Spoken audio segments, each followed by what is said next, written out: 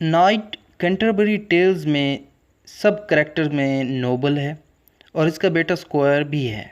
Night कहानी सुनाने में तजर्बा रखता है, तो इसकी कहानी एथेंस से शुरू होती है, जहाँ थीसिस नाम का किंग अपनी वाइफ हिप्पोलिटा और अपनी साली एमिली के साथ वापस इस शहर में आ रहा था और इसको रास्ते में कुछ औरतें मिली जो रो रही थीं।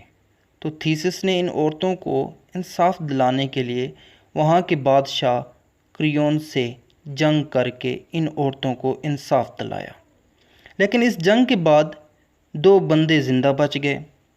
इन दो बंदों का नाम था आरसाइट एंड पैलेमन।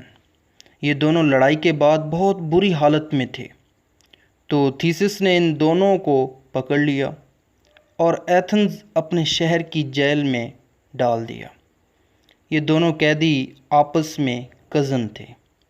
एक सुबह जेल की खिड़की से पैलेमन एमिली को देखता है और देखते ही शदीद वाला प्यार इसको हो जाता है।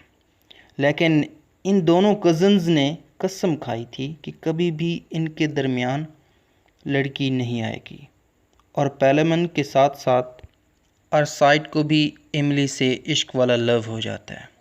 अब फ्रेंड्स, इन दोनों कज़न्स में आरसाइट को छोड़ दिया जाता है इस शर्त पर कि ये वापस एथेंस में नहीं आएगा।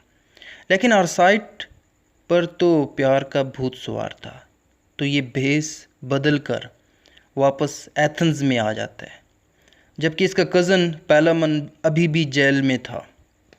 अब आरसाइट को थीसिस के दरबार में काम मिल जाता है और दूसरी तरफ पैलेमन जेल के जेलर को बेहोश करके जेल से भाग निकलता है। अब फ्रेंड्स, ये दोनों कज़न जंगल में मिलते हैं, लेकिन लड़ाई करने के लिए, उस लड़की को पाने के लिए। तभी थीसिस ने उन दोनों को पकड़ लिया और उन दोनों को कहा कि 1 साल के लिए लड़ाई ना करो, 1 साल के बाद अपनी आर्मी तैयार करो और प्रॉपर फाइट करो। ऐसे तो फाइट ना करो ना, ये आर्मी तैयार करनी है। ये थीसिस उनको कह देता है, तुम में से जो भी जीतेगा ना, उससे मैं अपनी साली एमिली की शादी करवा दूंगा। तो ये दोनों लग गए अपनी आर्मी तैयार करने के लिए। तो थीसिस ने इन दोनों के लिए एक अखाड़ा तैयार करवाया। पैलेमन वेनिस से दुआ कर रहा था और आरसाइट मार्स से जंग जीतने के लिए, और एमिली जो थी वो डायना से प्रे कर रही थी कि जीते वही जो उससे सच में बहुत प्यार करता है। अब इन दोनों की लड़ाई होती है। इस लड़ाई में पैलेमन तो हार गया और आरसाइट जो था वो जीत गया और अपनी जीत का जश्न मनाने लगा कि अचानक जहन्नम से कुछ उसके ऊपर गिरता है और वो जिस घोड़े पर बैठा था वहाँ से गिर गया और बुरी तरह से ज़ख्मी हुआ और मर गया। और मरने से पहले वो कह गया था कि एमिली के लिए मेरे जाने के बाद पैलेमन से बेहतर कोई नहीं हो सकता। तो आरसाइट मर जाता है।